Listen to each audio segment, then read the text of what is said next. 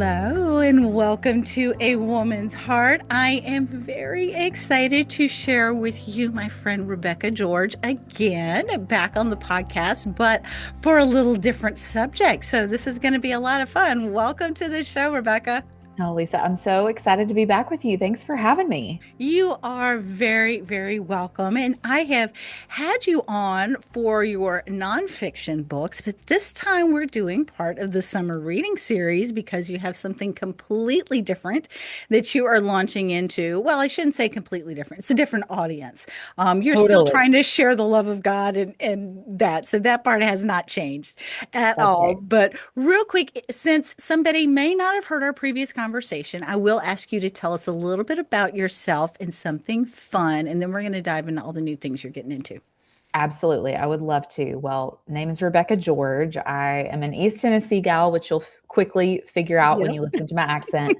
And I'm a pastor's wife. I write books for now adults and little people. And we're here Yes. to talk about that today, which is exciting. I host my own podcast called Radical Radiance, where we Mhm. have weekly conversations that point us back to what it looks like to radiate the heart of Christ in all that we say and do.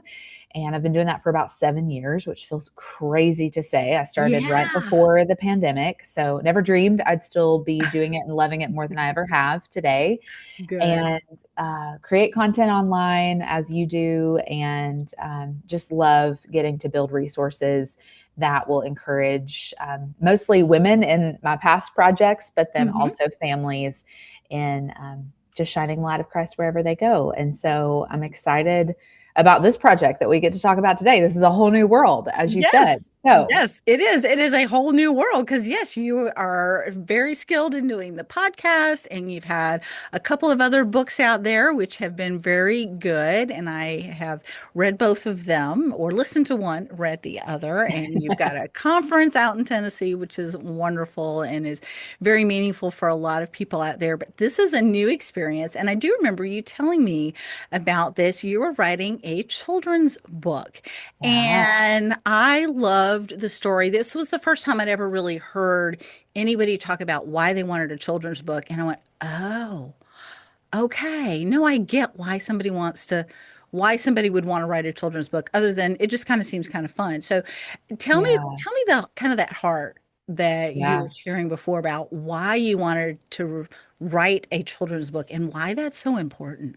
Yeah, I love that question. And it's really full circle to have this conversation with you, Lisa, because Yes. I felt like, I feel like 2 days ago that we were sitting at Camp for Hmm. Creatives. And at this point, I had hired an illustrator and had written the book and was sort of dreaming with you and some other ladies when we Hmm. were together about what this would become. But I feel so blessed and fortunate that I grew up in a family where I had parents that just nurtured a love of reading in me at such a young age. Yeah. And I also I live in Dolly country, so we're very familiar with the Imagination Library and all the work that Dolly has done in just literacy programming for kids and things like that. And so I live in this world of joyful, fun children's books. And Hmm. so I think I reached a point in my writing career where I thought, huh, what if I could create something that would bring what I love to share about where I live into the homes of kids who are either hopefully experiencing the same type of nurturing in that way that I did, or get Hmm. it into the hands of families that might not have other resources or really great stories about Appalachia and the Smoky Mountains. And so what we did was a few years ago, my husband and I moved back to the area. When we first got married, we lived in Mississippi for a time Yep. during the pandemic, and thereafter, my husband pastored a church down there. And our hearts really longed to move back home to East Mm. Tennessee, and God opened a door for that to happen back in 2022.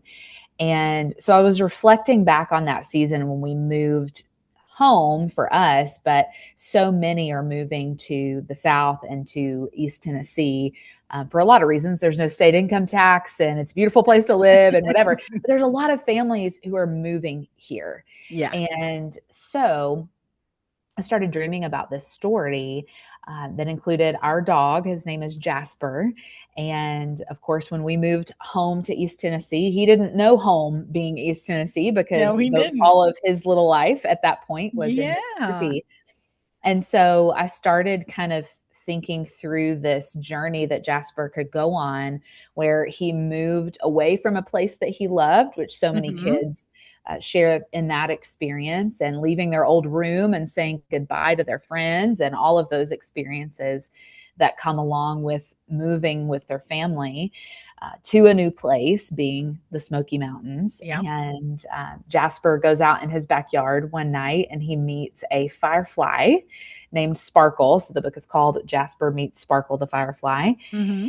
And Sparkle is just such a joyful, fun character. And she teaches Jasper all about how to meet new friends in a new place and how to shine his light wherever he goes. And we all shine our light in different ways. And Yes, we do. so Yes, we do. the story kind of unpacks Jasper's journey as he adjusts to a new home and meets those new friends and learns how to shine his light. And so it has been, honestly, Lisa, the most fun I've ever had in publishing. Truly, it is so joyful and fun to do children's books. So that's a little bit of the backstory and the story of Jasper Meets Sparkle. Yeah, well, and one of the other things that struck me was a lot of times I don't know of any author who writes a book that doesn't want transformation or have it touch anybody. That's not why you write a book, because Totally. you want it to touch someone. You want there to be some transformation. You want there to be a change, your inspiration, encouragement, or just, escape. But even in fiction books, as part of the summer reading series, there's still themes that go along that run through the book, even if it's a fiction book. So there's always a meaning behind that. But as adults, we typically will read a book and then we set it aside and we don't read it again. But with children's books, I know with mine, I read to mine when they were growing up, and you would read the same book over and over, and mommy'd read it again, Yeah. daddy read it again, again, again, again. And so you end up reading some of the same stories. If it's the kid's favorite book, you read it over and over and over again, almost to the point where I still can quote you some lines from some of the books that my children read as children, and now we're going to be going on to the next Yeah. generation at some point. So it's like, yeah, these stories go on. And so the beauty of a children's book is, whereas you read the adult books, they may or may not ever read it again. Some people will, Hmm. but with the children's Most book, times they don't, yeah, most of right? the times you don't. Yeah. I have very, very rarely have I gone back and reread, even as much as I enjoyed the story. I rarely reread the same book. There are some that I'll go back to and reference, but the children's books, you read them over and over and over again, and they become like a childhood, a memory, and you really Yes. can get those messages across, and some of those themes that run through really kind of become lessons and embedded. And I had a conversation with someone else who did a children's book, and you think off the top of your head, oh, well, it's just because it's short, you think it's easy. It's Oh, not. Lisa, Yeah, there's I so want much you to, work. yeah, how hard is it to really take some of these themes, like you said on Jasper's website, it says you wanted to instill courage and curiosity and kindness. How do you distill that down to Yeah. make that point and still and simplify it, but still have it meaningful? Oh, it's so hard, Lisa. I will say first of all, I mean, I've written a little bit of poetry over the years, Hmm. not a ton, but when I entered into this children's book space, I really, first of all, wanted this book to rhyme because I loved rhyming books when I was a little girl. And I think, there's a lot of science and research behind just the memory that comes along with Yeah. a Okay. rhyming book as well. Hmm. And so, for all the reasons you described, knowing that parents would hopefully read this many, many times to their child, a lot of that memory will come along with those rhyme schemes along the way. Hmm. And so, I'm used to having 50,000 words to communicate a message and a truth, right, when I'm talking to big people and adults. And so now, thinking through, we landed on 32 spreads is what we did, kind of 2-page spreads. because it's full color illustration, and the illustrator I worked with is just phenomenally talented. Mm, yeah. And so it was tricky, if I'm honest, to think through kind of the not only the story arc of where I wanted Jasper to go, but then what I'm teaching along the way. When does Sparkle get introduced, and how many of those special moments do we have? And how do I tie all that up in a bow in 64 stanzas, right? Yeah. And I'm even thinking through one towards the end that I know split hairs over, but it says, if you've ever felt new, unsure, or shy, or missed your old room after saying goodbye, just know, like Jasper, you're brave and you're strong, and your special light has been there all along. Right. And Mm, so that's saying a whole lot in 8 lines.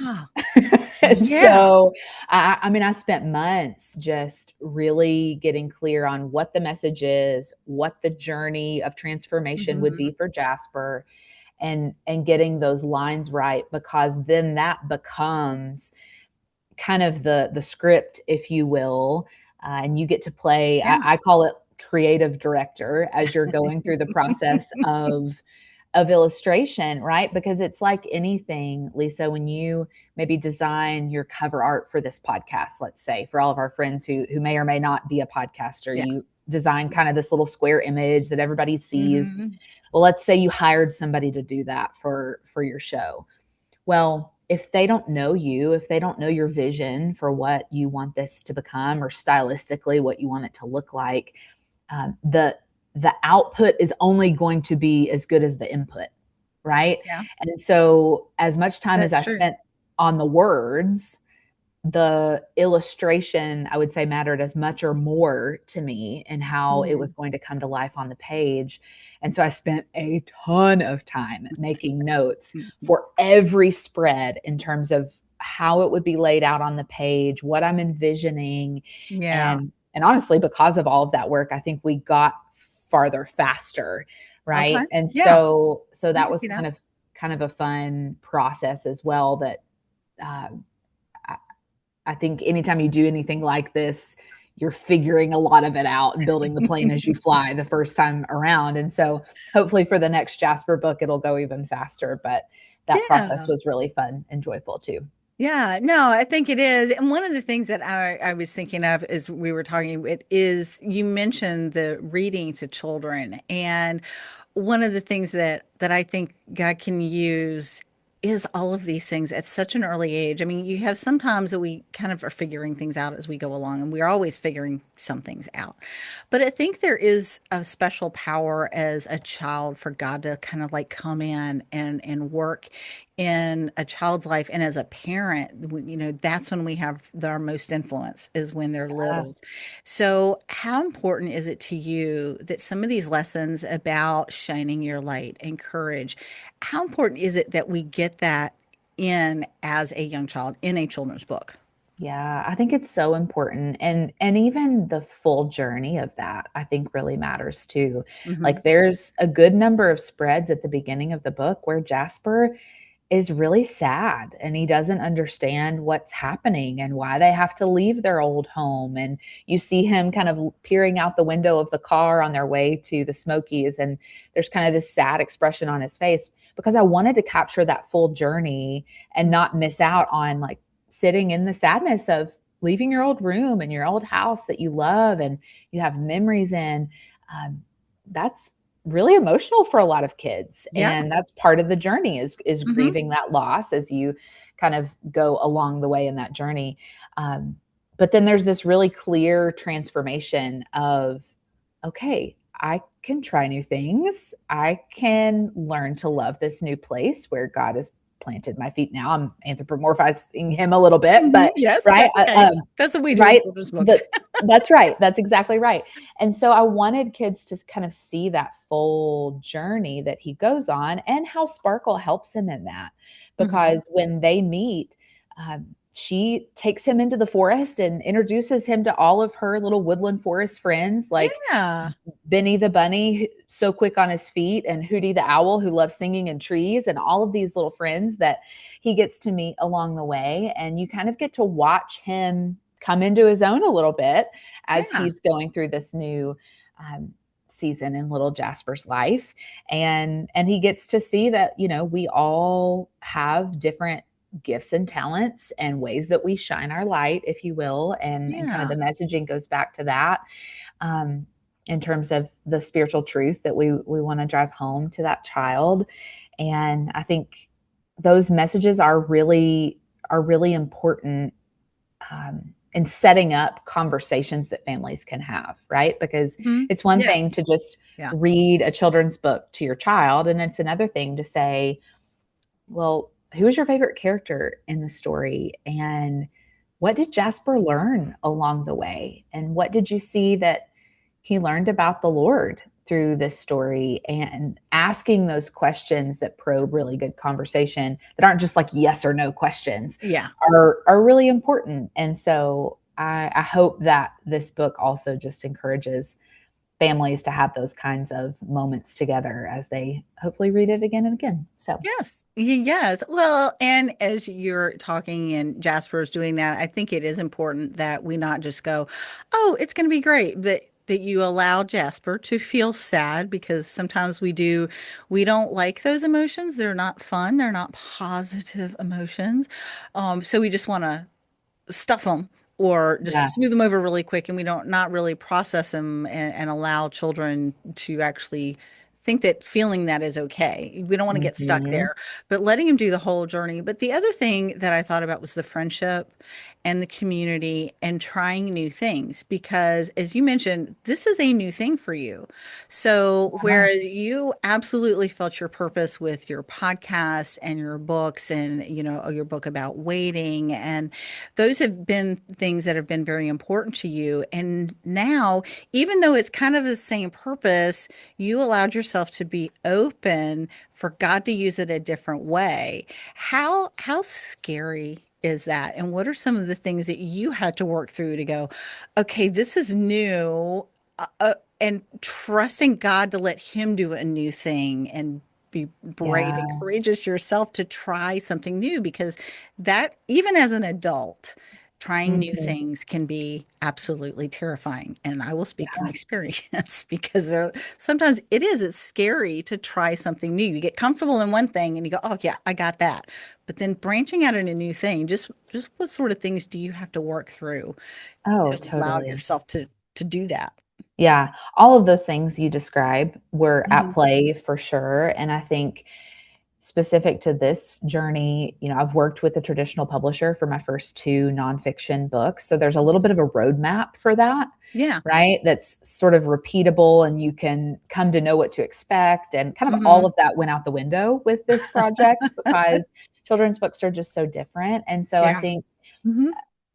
the little bit of it that felt familiar was kind of the writing process and praying through how to distill that message down, and like that felt fun and familiar to me. But when it came to, okay, how are we going to produce this, and what's it going to look like to partner with an illustrator who is going to bring the words to life on a page, there's Yeah. a great degree of trust that goes Yeah. into whoever you're partnering with for that. And so just praying through that and really asking for the Lord's discernment and just leading, was a really fun journey. Actually, I connected with a local gal who is a pastor's wife, and just a lovely lady that I've just come to love and love working with her. And just getting to support her was such a joy. But at the same time, I think we both kind of worked through, like, how do we give each other feedback, and what does the pacing look like, and those types of things were all very new experiences for me. So I think, like anything, there's just that process of trusting in the Lord's timing, the Lord's provision for what that's going to mean and look like, because children's books are actually really expensive to produce. And so there's a great degree of risk in, like, okay, Lord, you've called me to do this really precious, special work that will serve these families. but I'm trusting you for the means of that and how all of that will work together. And so I think there's a lot of trusting the Lord in those places, as well as just the resiliency of figuring it out, to be honest, because so much of self-publishing, like anybody that's ever self-published a book themselves and not, partnered with like a hybrid publisher, let's say, you don't know what you're doing when you start. And it's a lot of just Googling and asking around and messing it up and learning how to fix it and being unafraid to just stand up and try again. I Yeah. think that's, and that I think relates a lot more broadly than just those of us who write. But Hmm. um, I think the resiliency of the work is also a part of it that I wasn't expecting, that the Lord has taught me a lot through, Yeah. Yeah. everything is figure outable and it all comes together and works together. And just as we talked before we hit record, when our friends are listening to this, hopefully the book will be either out in the world or coming out in the next few days. But I'm used Yes. to a very metered, planned out schedule for me of knowing when my launch date is and Hmm. all of those Yep. types of things. And so we're figuring it out and building the plane as we fly and trying again over here. And that has Yes. been a really fun journey to figure out. So, Yeah. Yeah. Well, I'm glad you think that's a fun journey because that that whole uncertainty thing, I am not I'm getting better at it. I mean, I'm getting better at some of those things, but yeah, I don't like a lot of uncertainty. That is a me very neither. uncomfortable place for me to be. Yeah. I think it is for all of us. Yeah. And it's experiences like this that give us practice that Hmm. I think the Lord uses those times to build those muscles in us, Yeah. not to be toxic positivity over like what can feel really hard, Yeah. maybe to some of our Yeah. friends who are Hmm. having to practice resiliency in their lives. But I do think the Lord uses those things to refine us Yeah. in some really good ways. So Yeah, he does. Well, and I read somewhere that resiliency is one of those things. Oh, you're so resilient. It's like nobody is resilient unless they have to be. that's right. Yeah. And you Nobody and has courage unless they were scared, you know? yeah. Yeah. And it Yeah. is. It was like, oh, wait a minute. So yeah, that whole, oh, you're so resilient. This is so great. You're only resilient when you absolutely have to be. And it was funny. One of the questions I thought about asking was what had surprised you along the way? And I think you somewhat answered that. But were there any other things that surprised you? Because I think you probably realized, oh, I'm gonna have a steep learning curve on this. Were there some other Yeah. lessons that God had for you along the way that you went, oh, wasn't expecting that one? Yeah. I think it was another, I say another lesson because I think God has done this in so many areas of my creative ministry and business Hmm. and things like that. But it really came into play here of just having open hands in terms of what it would become, right? Okay. Because when you're Hmm. writing words and you're envisioning them on a page, sometimes what that looks like or your vision and how it comes to life is different from what you had in your head, and that Yeah. doesn't mean it's bad. That there's a whole process, I think, of discovery that any book goes through, Yeah. whether it be the cover design or how it's edited or whatever. And so that was Hmm. very much at play in this as well. And part of that for me became not only Jasper's journey and what I wanted to teach kids through that, but also we added a field guide at the back of the book that I'm really proud and excited of, where we got to take all of the plants and animals and birds and trees and owls Right. and turtles and things and plants and animals that we find in the Hmm. Smokies that we've kind of strategically hidden in all Hmm. of the spreads. We brought it all together in a field guide at the back of the book. It's about 16 pages where kids can read about all of the things they can find in the outdoors, um, that are kind of embedded in the book. Oh, And fun. that was kind of a later add, but we were so strategic about just being intentional of where we place things that I thought, Hmm. like, we need to make this come to life for families so that they can Yeah. walk in and walk out in their backyard and say, oh, that looks like the tulip poplar tree that's in the Jasper book. Yes. Or my husband and I walked out in our backyard last night. He came and got me and he said, I want you to see something, and you have to bring the Jasper book so you can get a picture with the animal. But he found a box turtle in our backyard. I found one And this morning. a box turtle was one of the animals that we put in the field guide. And so it's just really fun to me to think about families getting outside and putting their phones down and Yeah. discovering just the beauty of God's creation, Hmm. that we intentionally wove in the story. So that was, I would say, a big part of kind of watching it come to life is, ooh, we've done Yeah. all this foundational work. Let's put it together in a way that families can use it and learn from it. So that was Yeah. fun too. Yeah, yeah. Well, and I'm hearing over and over just that idea of how God moves and the idea of being that, like, as you mentioned, open-handed, Yeah. about being open to receive his guidance, and that it may not look the way we think it may look, but that he can have so many things when we actually listen and are willing to step out and try Yeah. something new, and finding out, because sometimes we may know what we really want to do and what God has called us to do, and sometimes we may be a little unsure, and so we kind of have to step out to find out and be willing to try something new. And one of the questions that I do always like to ask is, this has been a passion of yours, what would you say to encourage someone to follow that passion that God has Mm. placed in their heart? Yeah. Yeah. I think usually if our listeners kind of perked up when you asked that question, which they probably did because you ask, you know, Hmm. this a lot, it's probably because something has prevented them from taking that first step. And so I actually wrote a whole book about this. It's called Do the Thing. If Hmm. listeners Yep. want to get Hmm. some encouragement in their calling. But in all of the conversations I've had about that book and about challenges women face in their calling, what typically comes up is there's something that's kind of prohibited them from moving forward. Sometimes it's fear, and Hmm. wondering, like, I'm really scared to try this new thing. Or sometimes it's insecurity, like, am I good enough to do that? Or there's another girl out there Yeah. that's doing this, and am I as good or better as she? All that Mhm. mess Or that we can somebody get kind of else's book wrapped up came in. out on a similar topic right before yours did. Yes, which we talked about, I think, in And that that's come up for episode. you too. Totally. And so there's so many distractions and reasons why we won't do the thing God has called us to do. But when you are sitting at the crosshairs of, like, this is the thing God has gifted me with, and it's a way that I can serve other people and bring him glory, there is no greater joy than living that out. And it's not going to be easy. It actually will probably be super difficult, but it's through that journey that so many times the Lord has, I know, grown and refined and molded me.